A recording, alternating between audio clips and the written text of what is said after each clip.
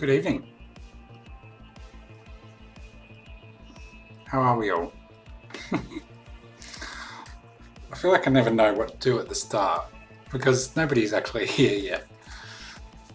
I mean, nobody arrives on time.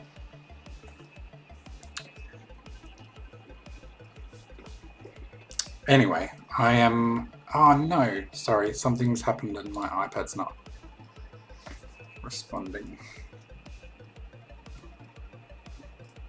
Oh, is that...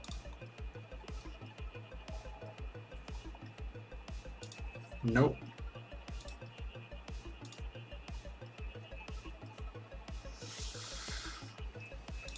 Sorry, one moment.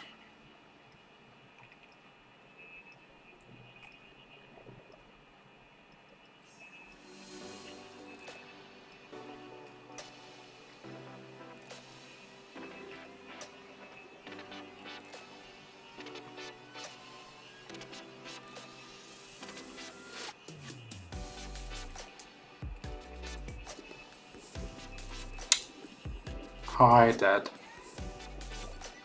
How you going? Just having some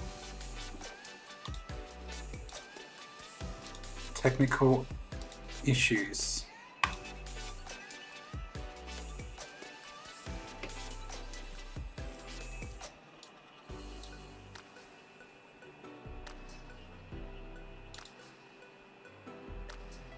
Oh, it seems to have fixed it.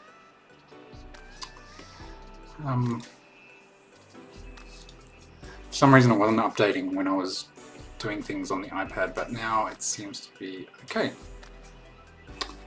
which is good. Yes, it's all your fault. How dare you? Tonight,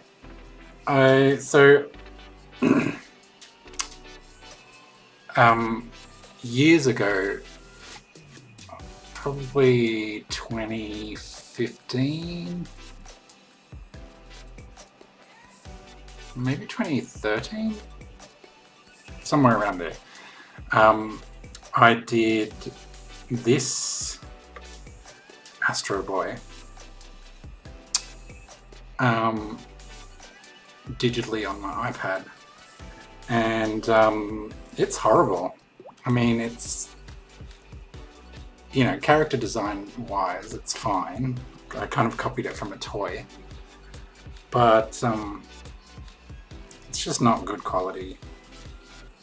So I decided to redo it, and recently I did this version, which is also cool, but I want to do something a bit more in my style now that I feel like I've kind of got one.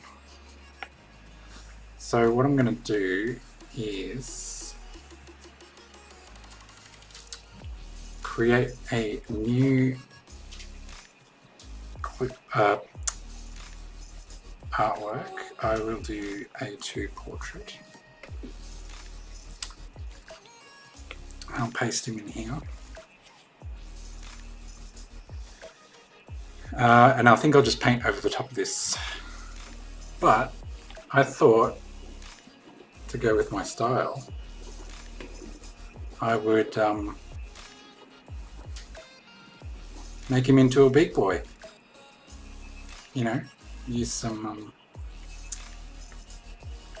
photography as the background. So I'm kind of in two minds about it. I've got two images that I feel would work really well. One is, where's it gone? This one.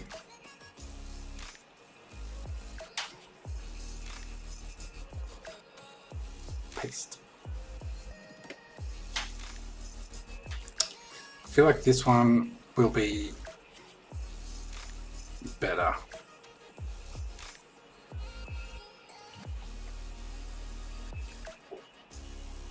Because I think this one I don't know, it's just a bit cooler with the graffiti there and stuff. So then he would be kind of maybe down here.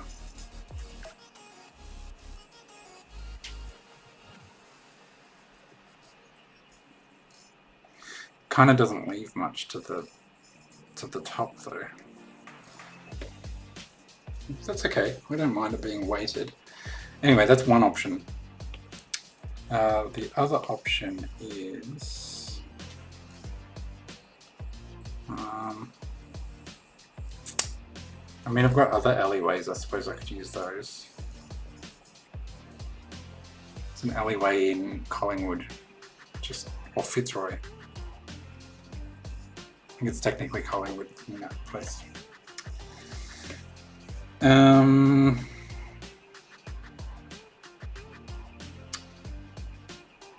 Where's my other one? Oh, I could do him here in the city. Maybe.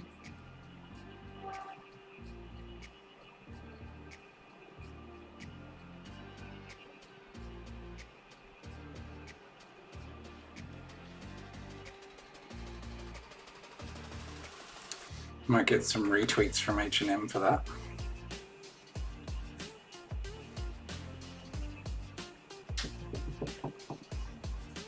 That could be cute.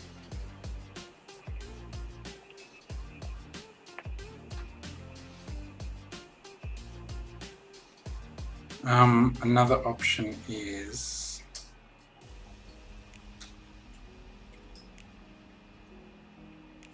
actually I could do that one with the person in the middle of the walkway. That's actually a bit cooler, and that could be sitting in between his legs. Okay, I think I'm going to do that one.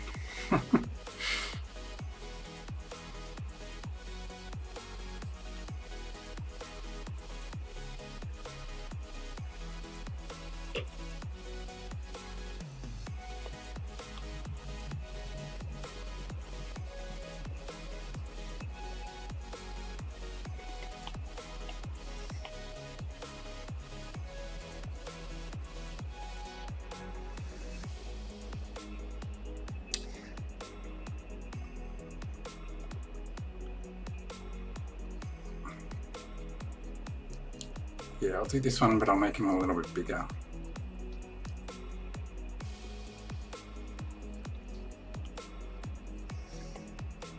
Okay. So I usually do a lot of stuff at the start to get the yeah, I like the city one too. I do a lot to get the background working. One thing I start doing is masking the background. So in Procreate you can add a layer mask, and I've explained this before but I'll do it again. Basically the mask, you'll see there, it's a white square. Basically anywhere there's white in that square, it is hey Dina, it is showing through the image below it, right? So if I draw black in there, you'll see it's white now, but as soon as I start drawing black in there, it's actually sort of cutting it out. So if I go back here, you'll see that in the layer stack, that black is actually showing up. So what that's good for is, say, you know, I want to do the sky, right? I want to cut out the sky. So I could go into that and then start like painting black on that area to sort of, you know, cut the sky into it. So it's sort of seeing through that image so you can see behind it, which is the blue down the bottom. But instead of doing that, what I've done is set this layer as reference.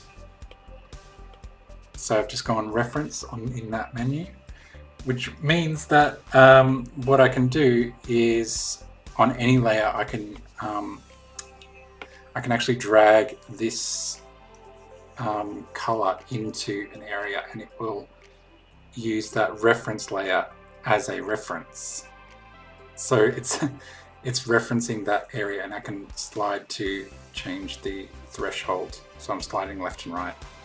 I should have had set up a bit better.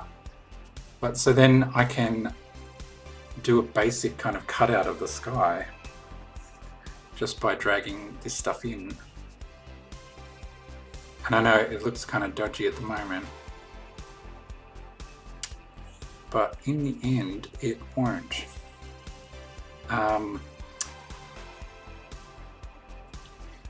For now I'm just going to delete this tree, sorry, just so that it's not distracting. But I'll deal with that later. And you'll see in here the fill hasn't gone into these little cracks and stuff because you know, the algorithm has sort of told the fill to stop at that area. But that's going to be behind his head, so it's not going to really matter. So what I'm also going to do is pick a background, just a sky. I've got a ton of sunsets that I bought or downloaded for free. I think that one's kind of nice. I tend to go for the pinks and purples and stuff. I don't know, I just like it. So I will. Another little tip when you're using skies and stuff. Actually, no, ignore that. There's no tip there. So this is going to actually go behind all that stuff.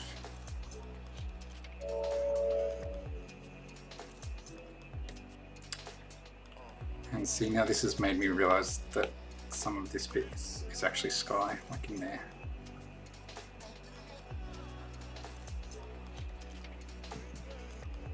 And the benefit of having this mask is that you can also paint stuff back in. So I've noticed that here the roof has gone, so I can just use this white brush and go. That's the noise it makes. It's not me. See, and then I've accidentally gone over a bit into the white of the sky, so I can just use black to get that out of there. Amazing, huh?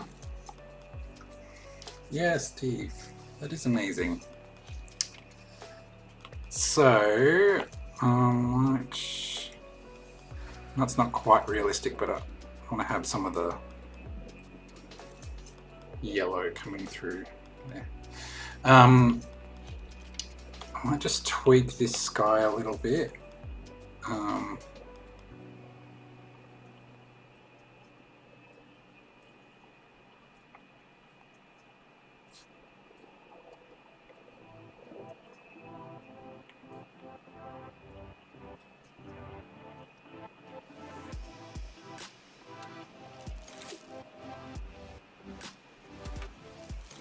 So that's before, that's after. I just want it to be a little bit more purple. Maybe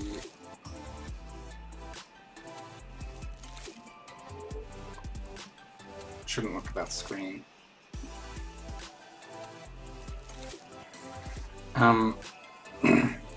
So then what I'll do is I will try and treat the background that I've got in place to match that. And I don't know, do you want me to explain curves again? I feel like I explain it every time.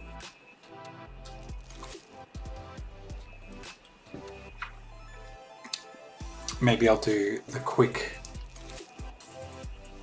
version.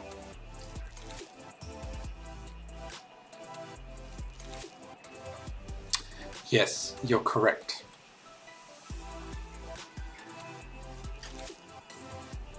Oh no, something's going on.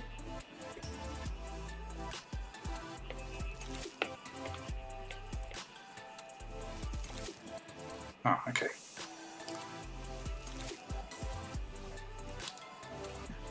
So it was a cloudy day when I took this photo. So now I want to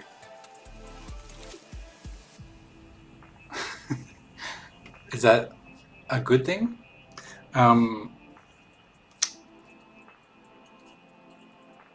So now if you're going to manipulate photos for backgrounds like this, it's best to take a photo on a cloudy day or a day where there's not much shadows, you know, like maybe at sunset, at actual sunset, it would probably be perfect.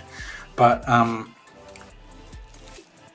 anyway, so what I want to do is manipulate this photo to match the sky sort of coloring. So firstly, I would probably go to the greens because the opposite of green is magenta. So if I pull any of these little nodes down, it will move things into the magenta sort of place. And you can see, so this node up the top right here, that's affecting the highlights.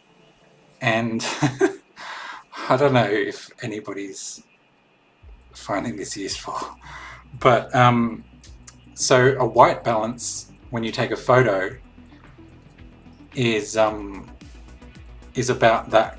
It's about this color, this end of the spectrum, and where it's kind of starting that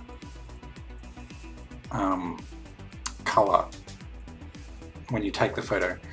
So you can see on the building here, I'll just create a little guide layer so I can highlight things. Oops. So here, it's obviously reflecting the sky, right? And in the original photo, the sky was just white clouds. And you can see, you know, if I was to color pick that color, oh, it's actually a red. No, it's actually completely grey. So that's good in a sense. But, well, what's my point? So, sorry, you can see how the original photo looks quite green. So what you want to do is bring down the greens. And so if I bring down the top end of this green, you can see that highlight there is starting to go purple. If I do it extreme, you can see it's going a bit crazy. But that just pulling it a little bit that way really helps. And I like to pull the shadows a little bit that way too at this end because it just feels better. And with the reds, I might actually pull them up a little bit, maybe.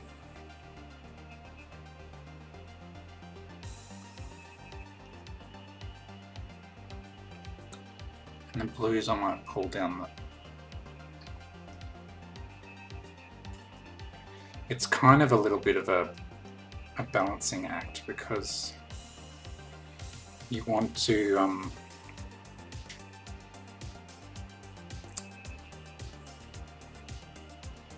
you know, some colors will offset other colors, so if you change them, it will move it the wrong way. But see, even that, so that's after, that's before. So before, you can see it had quite a green to it, but then I've sort of brought in a bit of a purple. I think that's fine for now.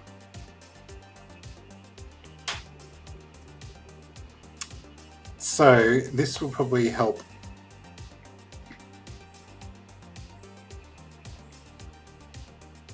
I think I've bitten off more than I can chew. I'm not going to get this all done tonight.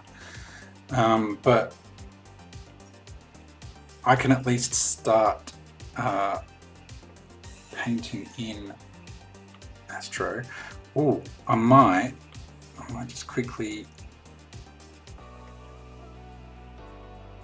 just so I can feel.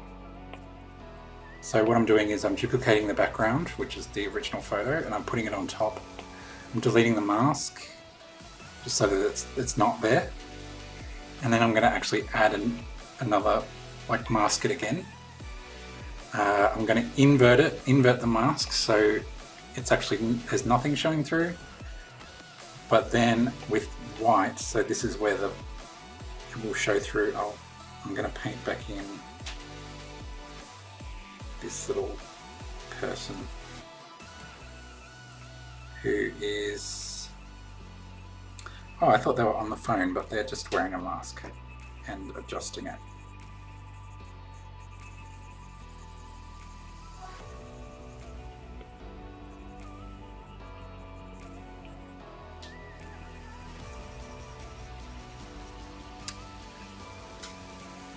I might not go too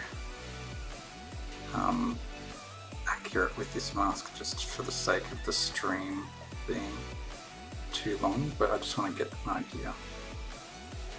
So you can see the benefit of the mask is that I haven't actually destroyed that layer, I've just masked it.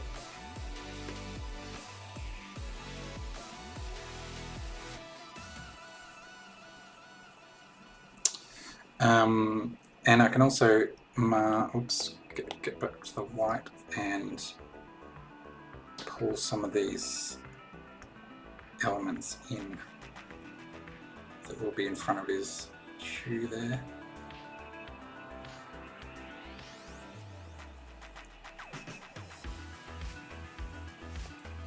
This one.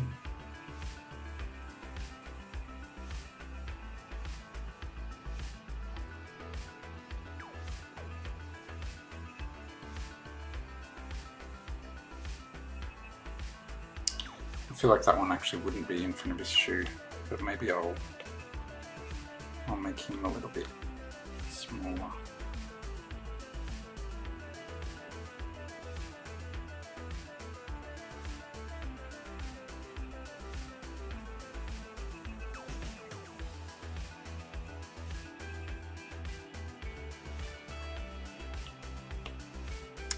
Cool. So now let's just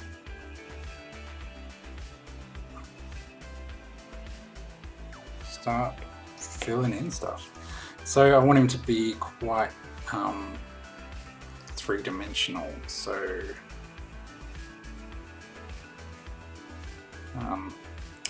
actually, you know what I'm going to do? I'm going to move his nose across, because that was really annoying me when I first looked at it. His nose isn't, actually his whole mouth isn't really centered.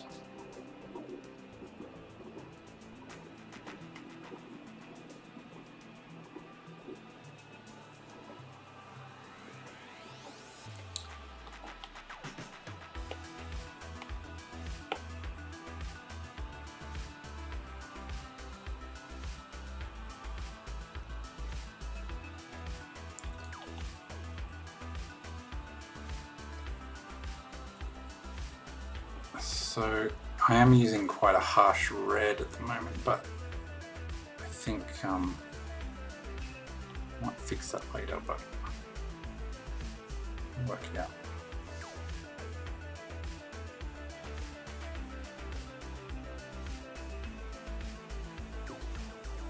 Yeah, I could have Astro Boy looking at the person.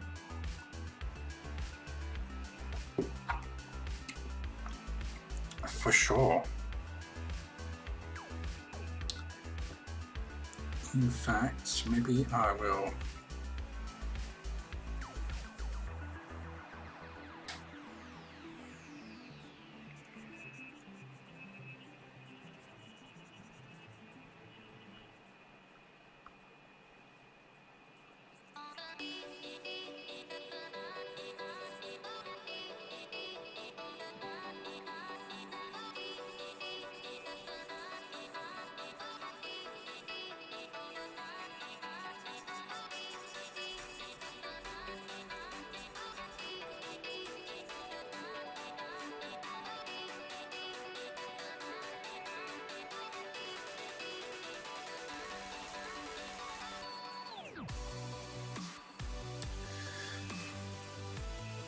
Ooh, spooky Astro.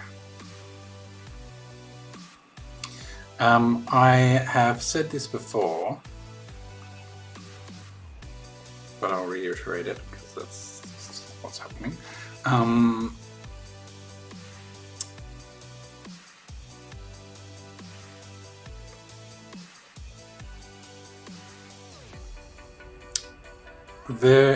There's a point that's quite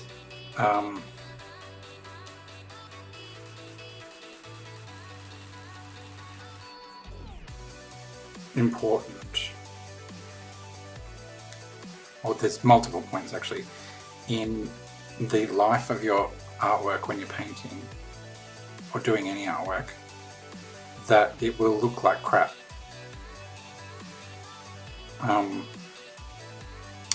And the sooner you can accept that and actually go, okay, it looks terrible right now, but I understand that it's not finished.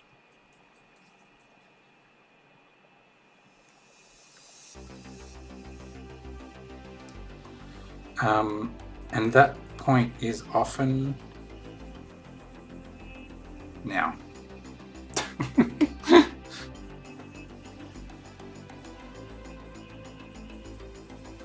He's feeling very wide-eyed at mine.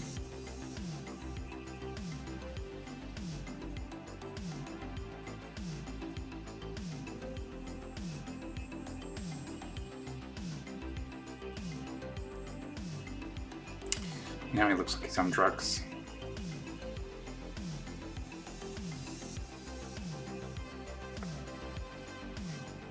I think that'll sort itself out later.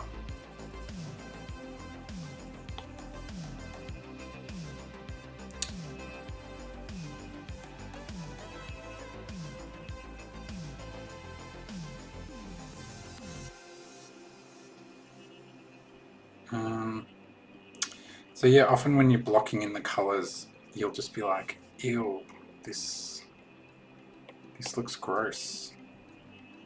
And then you'll stop. But the key is not to stop, right?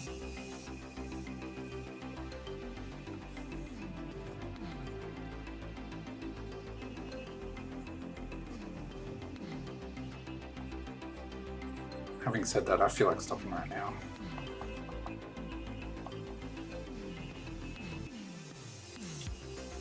Because I'm like, what am I doing? I mean, look at that, that's hideous.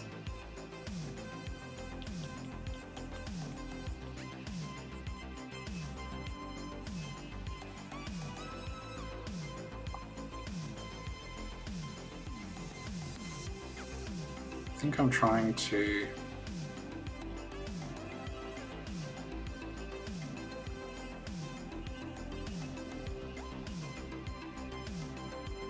figure out the shapes in his face.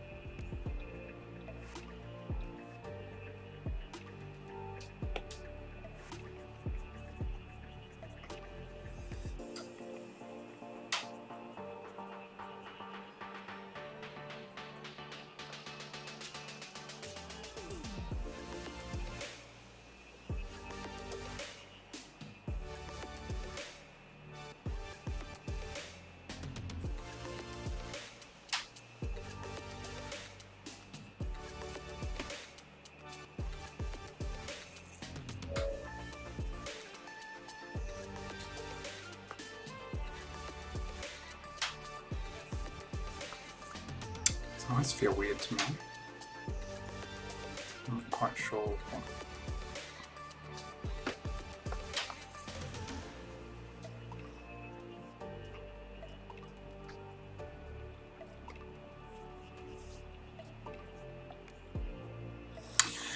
I'll leave them there for now.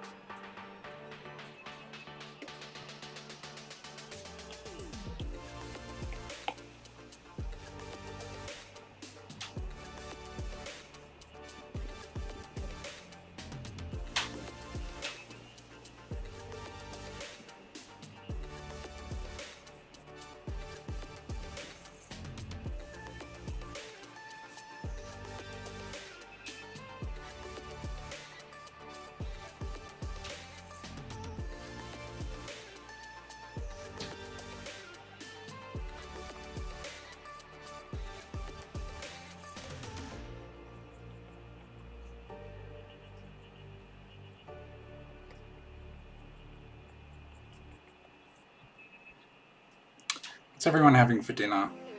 I'm not sure what I'm going to have yet.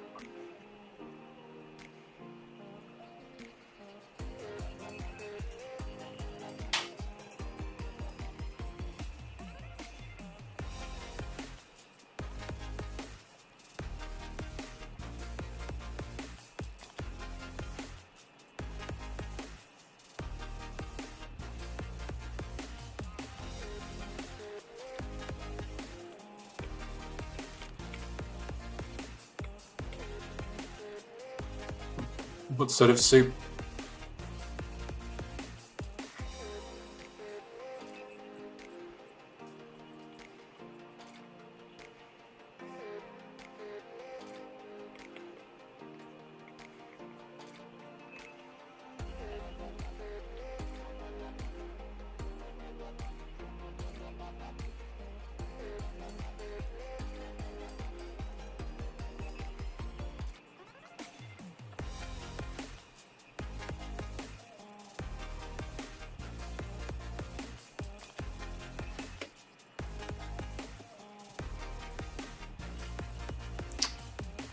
Mushroom soup. Sounds kind of nice.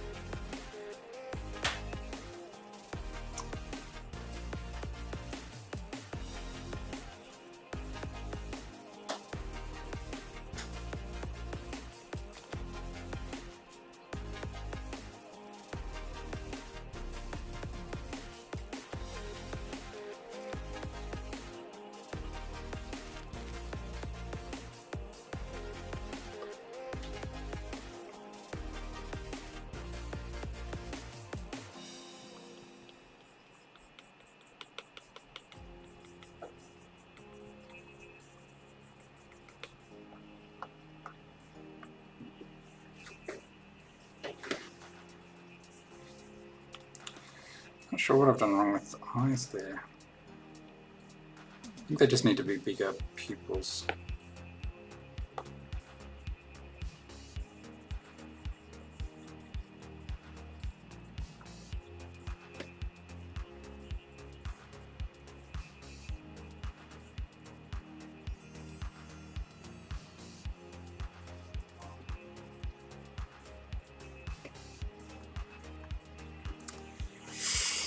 Oof, I don't want to do Astro Boy of all things wrong.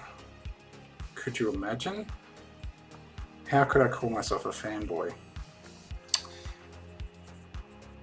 So, I love Astro Boy. I've got him tattooed on my arm. And before anyone asks, where's his eyes? What you should be asking is, where's his face? Because it's not just his eyes that are missing, it's his entire face. But everybody says, where's his eyes? Anyway, the reason his face is missing is because in the initial tattoo, the initial design, he looked quite determined and angry. And I'm sorry, that's not really focusing.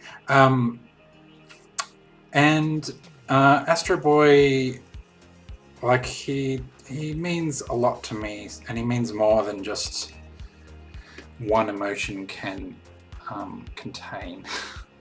So, you know, I actually tried in the design phase, I tried to have him smiling. So he had a typical Astro Boy smile on. But that wasn't right either, you know. So I left it blank. So he's a blank canvas, essentially.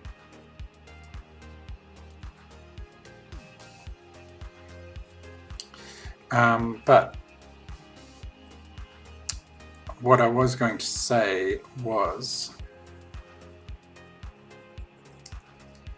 that I grew up watching Astro Boy on TV, the 80s version, and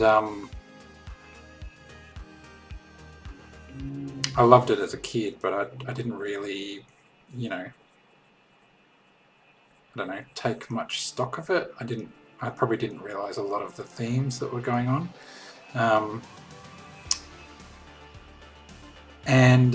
So then I kind of revisited it as an adult because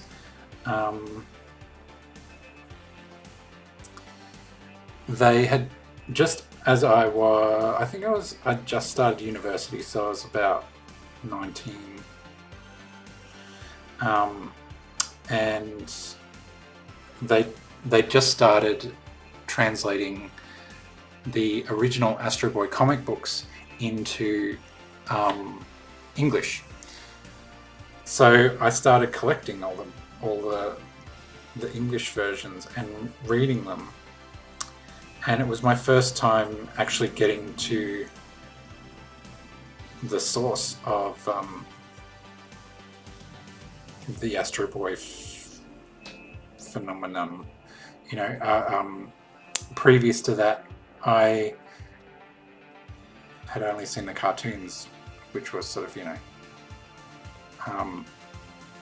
they were actually the second set of cartoons. So there was some so there was the manga, the comic books, and then they created a cartoon in black and white in the 50s. Pretty sure it was 50s. And then they basically recreated that for in the 80s. And that's what most of my generation would have grown up with. Anyway, so I started collecting the comic books and I loved them, needless to say. But it also made me realize how deep and kind of dark some of the themes are.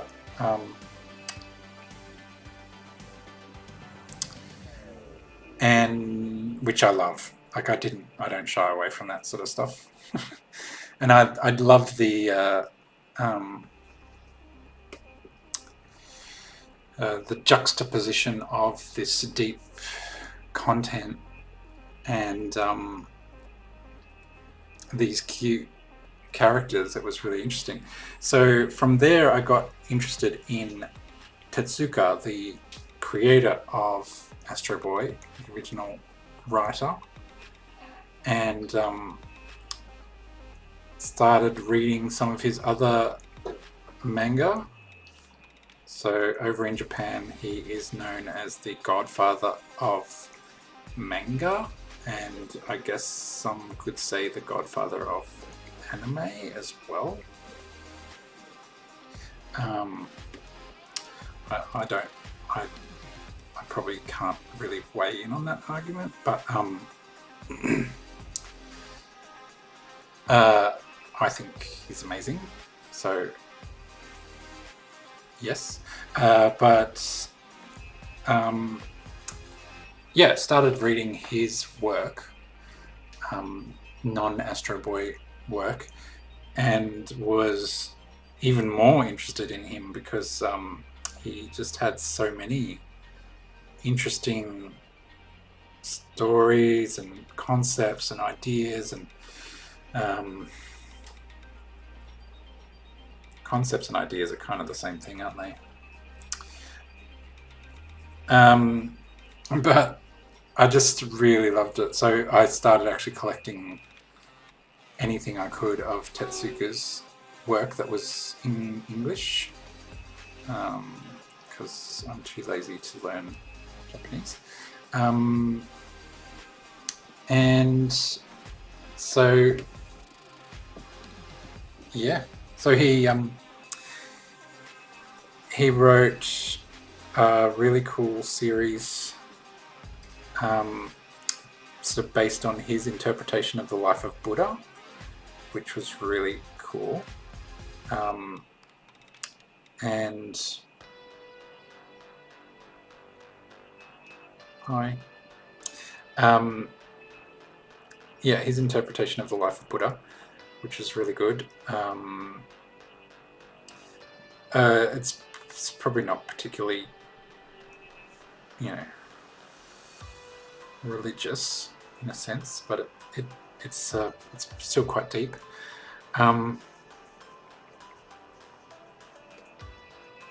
Just wondering if I have to shade that. Well, that looks better. Maybe a little bit. Anyway, he also wrote a series called Phoenix, which is amazing, and I don't know when Cloud Atlas was written, but it's like the original Cloud Atlas, but better. So it's kind of like there's kind of these characters that so the whole series exists over all of space and time and history.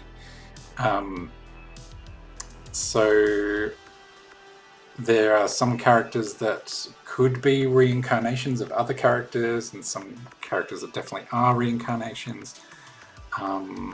But they might be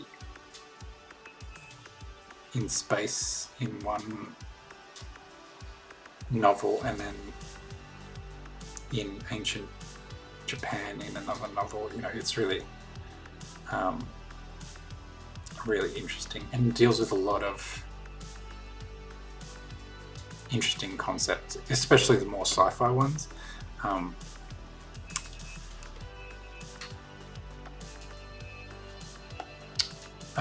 Yeah, there's some really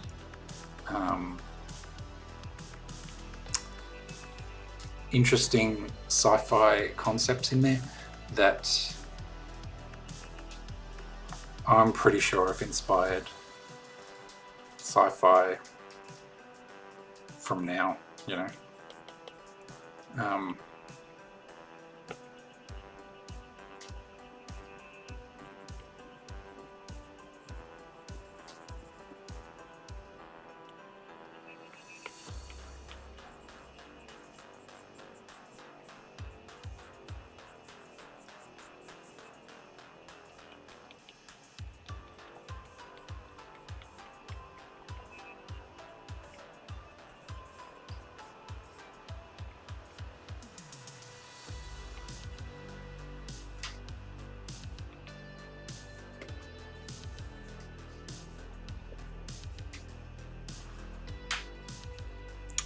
Just wanting to bring a bit of blue into the blacks because I feel like the scene is more blue, so anything kind of black needs to be, or anything kind of non-saturated, I suppose, should be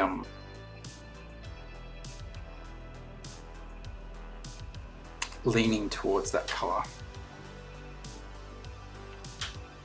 I think I just used the term non-saturated. Feels like a weird term, but it makes sense, right?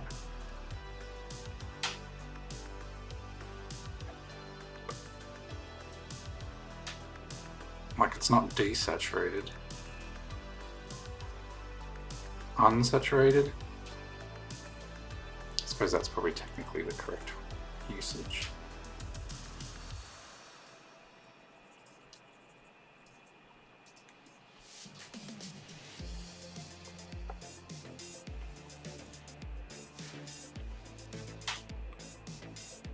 But it sounds like unsaturated fats.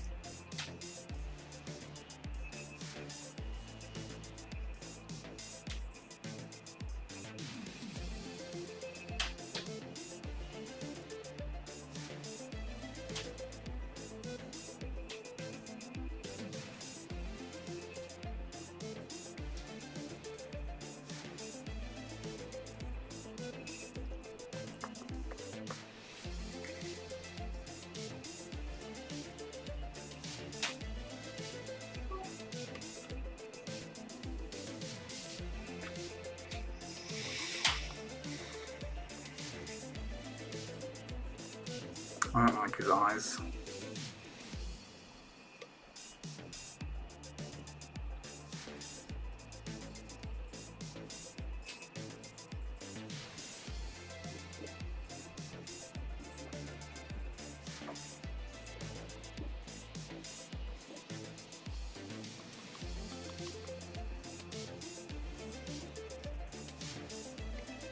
But maybe it's just because he looks surprised. Maybe.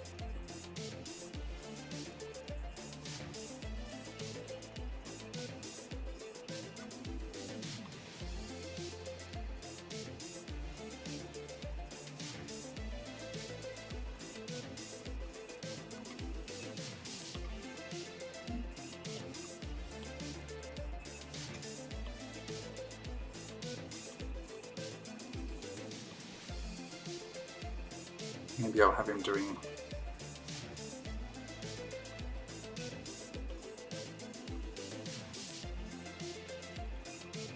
my quizzical eyebrows that I'm so famous for.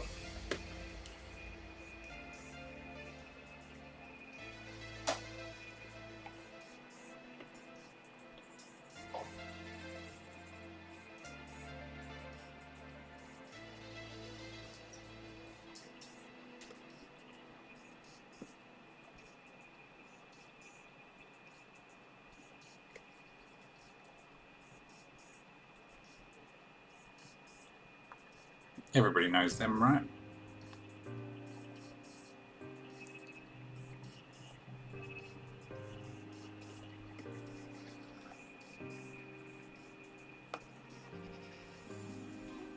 Sometimes referred to as the Steve brows. I need more drink.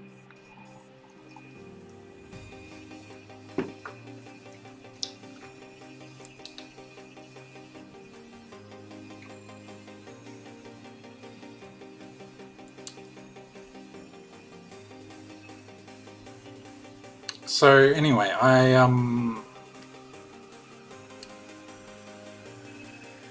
highly recommend reading Tetsuka's work if you can.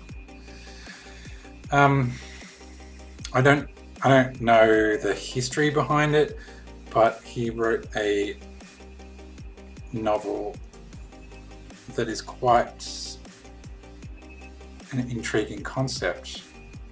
When I say novel, I mean graphic novel, called MW,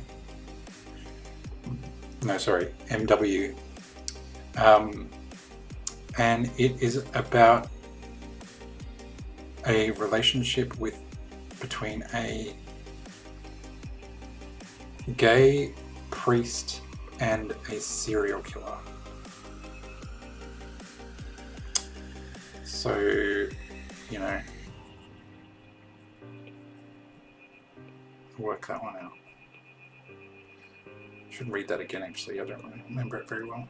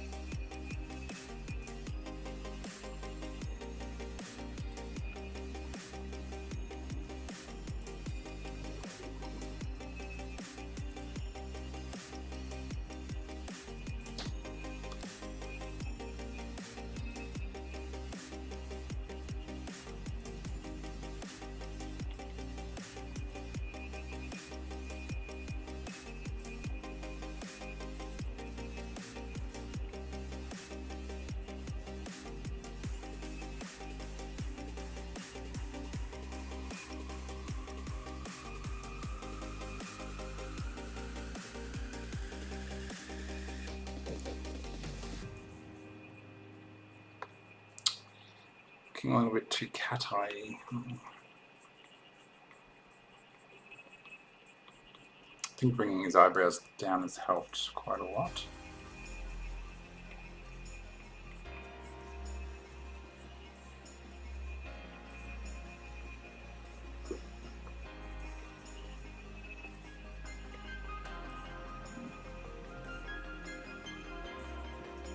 I'll often do this with my artworks where I sort of, especially with the eyes. Eyes are hard to get looking in the right direction. It's not, I've never found it easy. But I'll often just nudge things around until it looks right.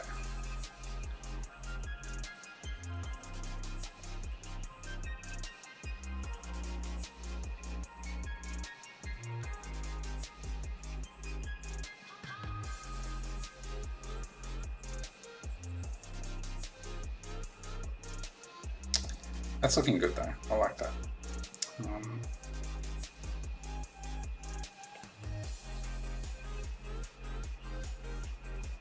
I feel like I want to get him some definition in his body because I want him to have a little tummy.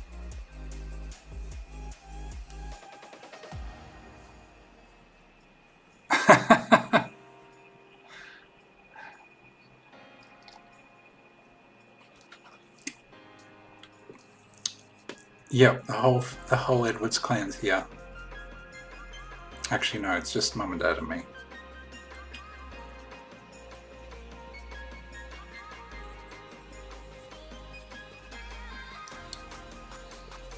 Maybe we should look back on our family trees and see if we're related, Jake. Oh, this...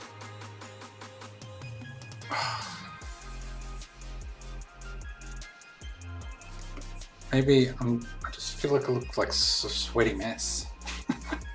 How do all these, you know, streamers look good? Do I have to wear makeup? Do I have to start wearing makeup?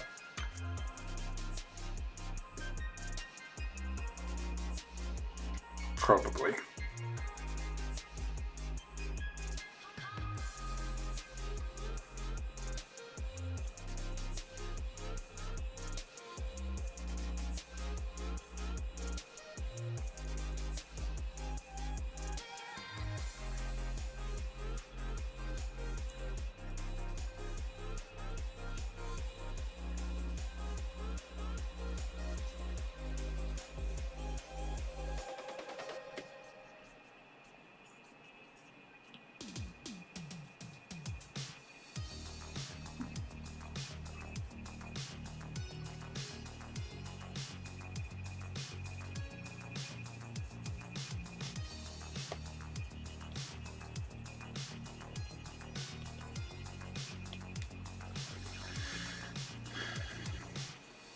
So at the moment I've just sort of decided that the light is coming from up the top somewhere generally, and I'm just sort of going with that.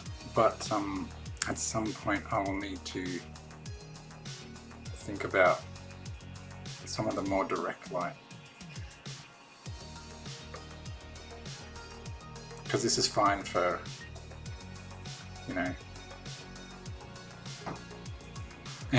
the ambient light that's sort of coming from the sky, but I want to put some more interesting direct light in there. I think maybe from this light here.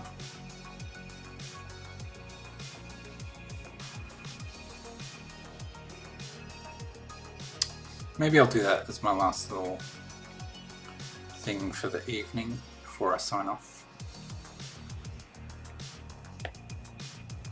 So what I'm going to do is I'm basically imagining the light is coming from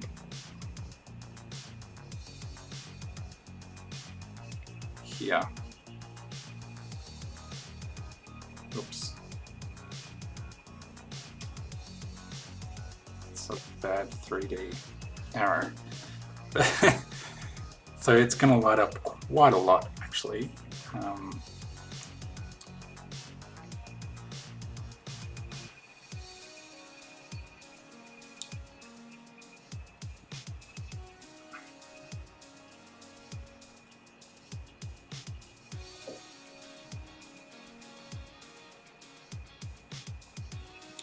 But I'm just going to go in and start sort of thinking about where it's hitting.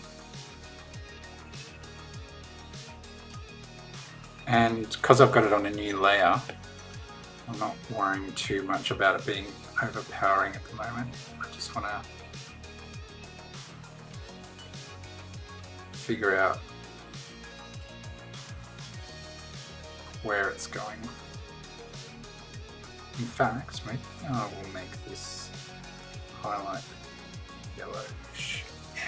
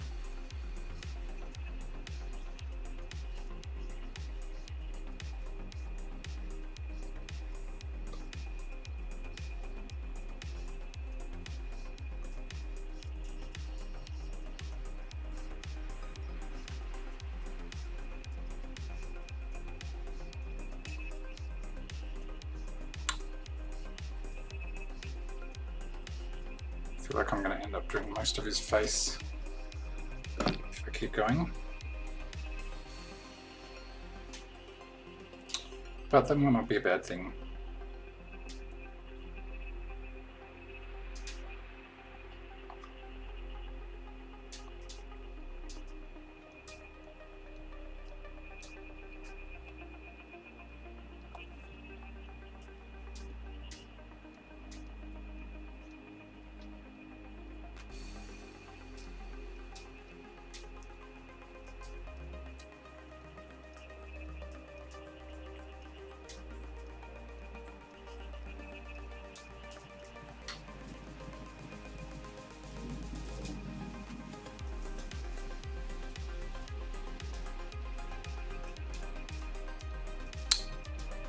Yep.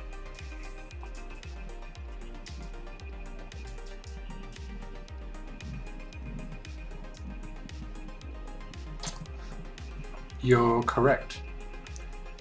It's that's H&M. Just you can see there, H&M.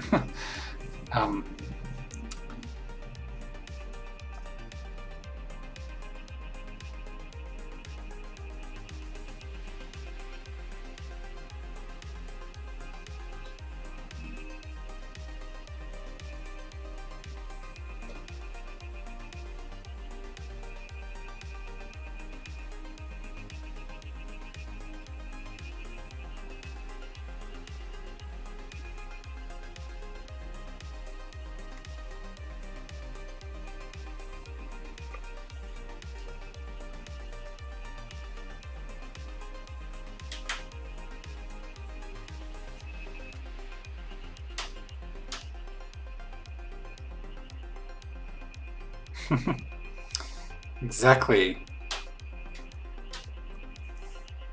Or at least do a retweet, you know?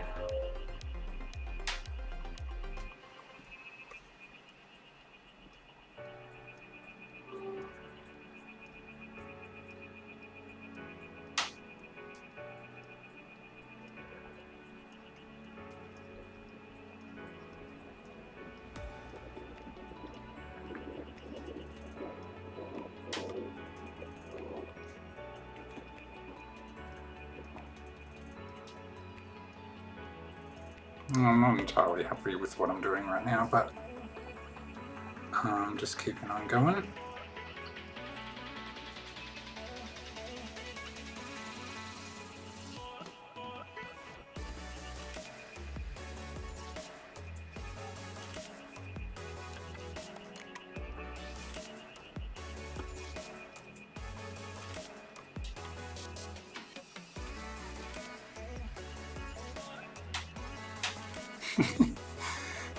We don't need to do the family history here, but we can if you like.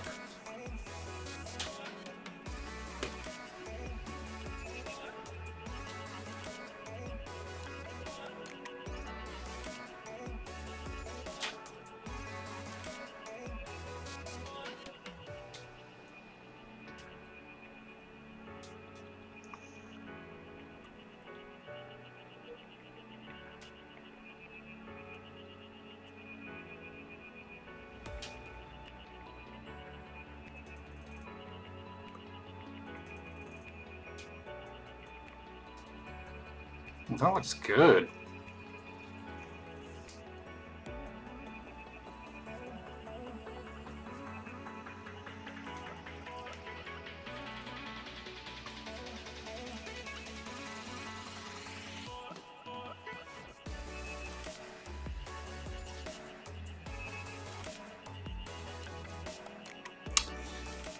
Oh, yes. That's a good technique. Why does that work so well? So what I've done is just to pull the harsh yellow back into the skin tones. I'm just really picking the skin tones again and painting them over the yellow to get it back in there. And I don't know, it works a treat, I feel.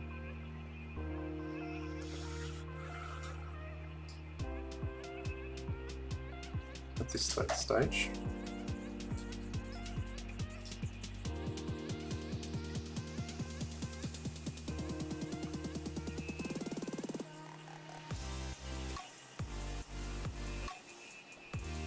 I think it's good, I like it. It's nice, it's different, it's unusual.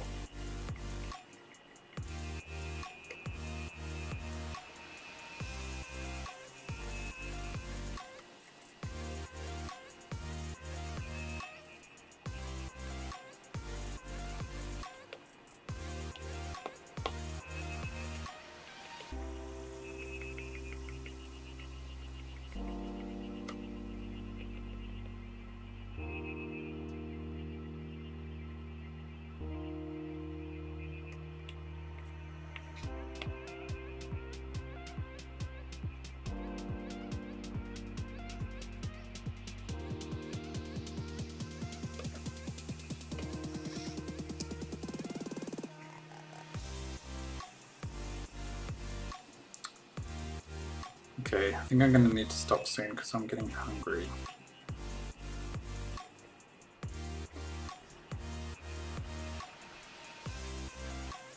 And as soon as I say that, you've got about 20 minutes before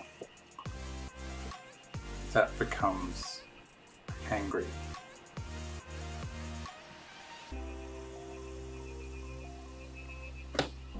Coincidentally, that's the amount of time it takes for a delivery order to be delivered. You know, it's just coincidence.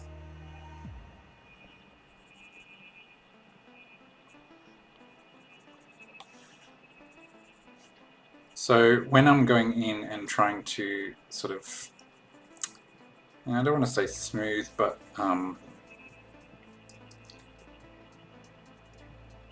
blend, I suppose, some of these colors so that it doesn't look too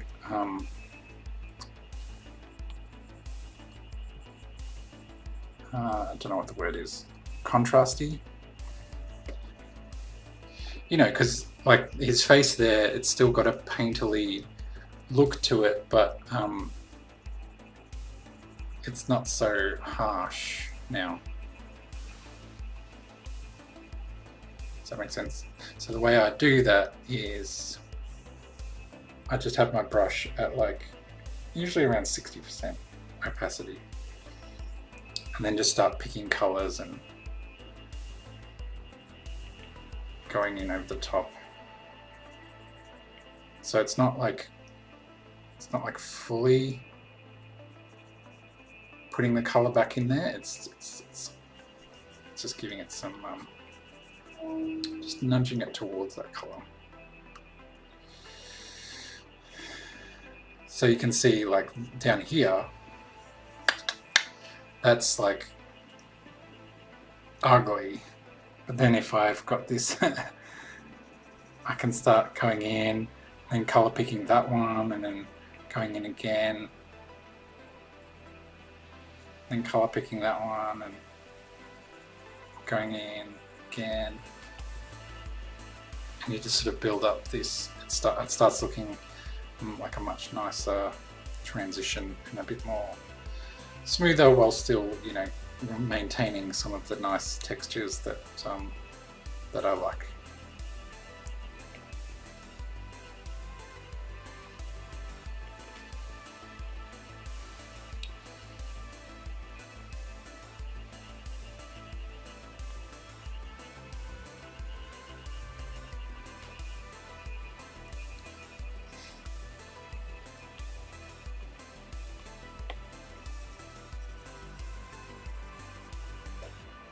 Actually, I'm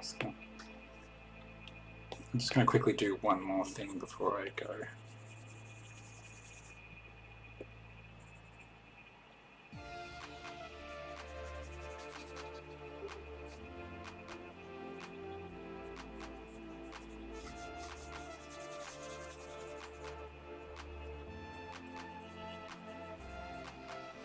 That is some shadows.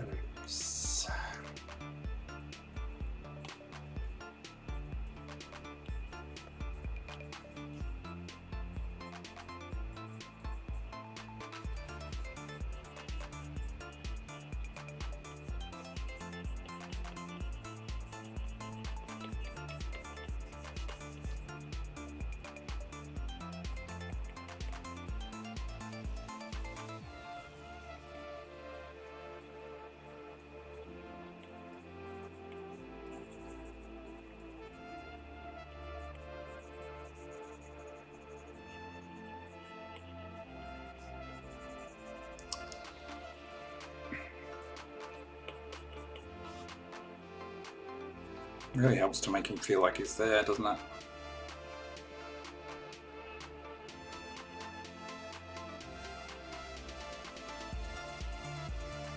think it's kind of his shoe shouldn't be going behind the pole there, but it doesn't matter.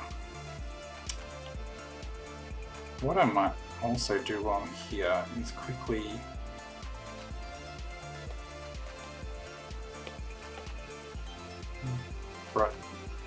just brighten up behind him.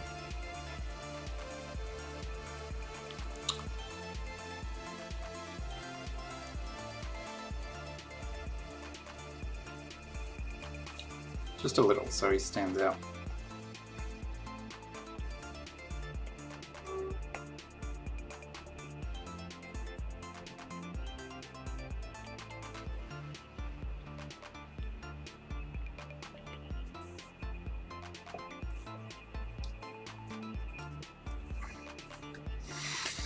Cute.